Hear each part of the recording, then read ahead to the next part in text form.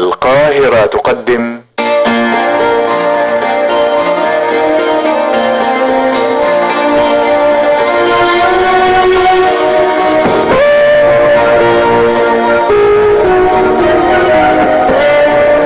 زهور من بستان الحكمة.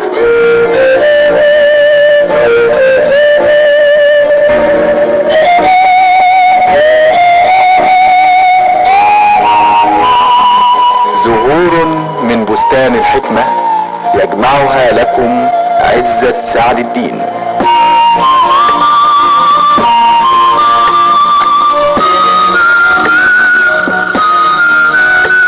الكرام، السلام عليكم ورحمة الله. تعالوا بنا نتنزه في بستان الحكمة.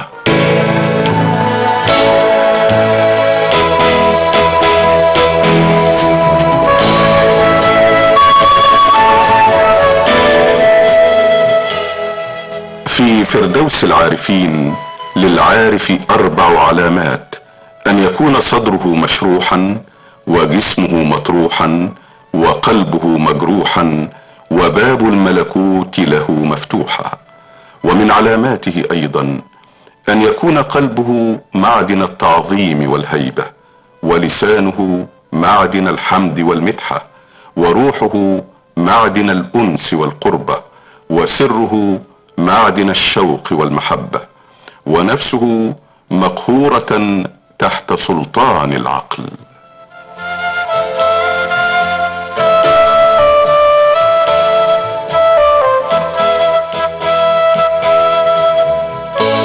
جعل الإمام علي رضي الله عنه الناس 7 طبقات، فكانت الطبقة السابعة منهم هي التي قال فيها الإمام: الذين أثنى الله جل وعز عليهم، فقال: وعباد الرحمن الذين يمشون على الأرض هونا، وإذا خاطبهم الجاهلون قالوا سلاما. ثم قال كرم الله وجهه: والذي فلق الحبة وبرأ النسمة أي النفس، إنهم الذين يرثون الفردوس هم فيها خالدون. ثم التفت إلى كميل بن زياد فقال: يا كميل بن زياد، اطلبهم. قال كميل: وأين أطلبهم يا أمير المؤمنين؟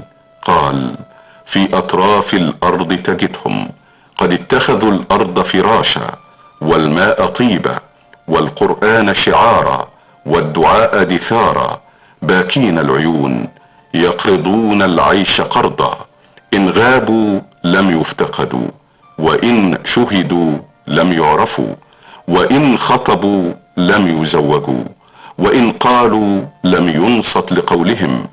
يدفع الله عز وجل بهم العاهات والآفات والبلايا عن الناس، وبهم يسقي الله عز وجل العباد الغيث من السماء، وينزل القطر من السحاب. أولئك عباد الله حقا.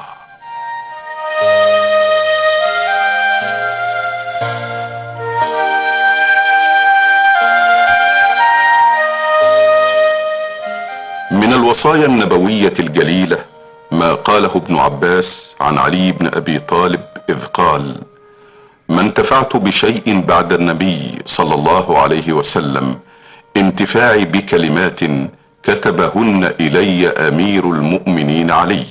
قال: كتب إلي: بسم الله الرحمن الرحيم، أما بعد، فإن المرء يفرح بإدراك ما لم يكن ليفوته، ويغتم بفوت ما لم يكن ليدركه. فإذا آتاك الله من الدنيا شيئا فلا تكثرن به فرحا، وإذا منعك منها شيئا فلا تكثرن عليه حزنا، وليكن همك لما بعد الموت. والسلام.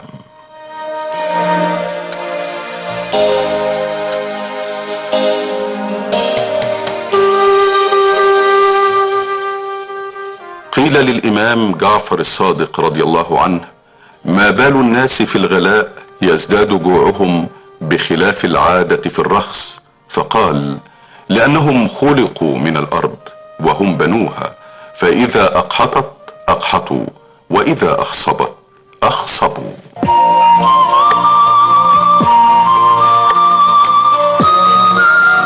غدا نلتقي في بستان الحكمة.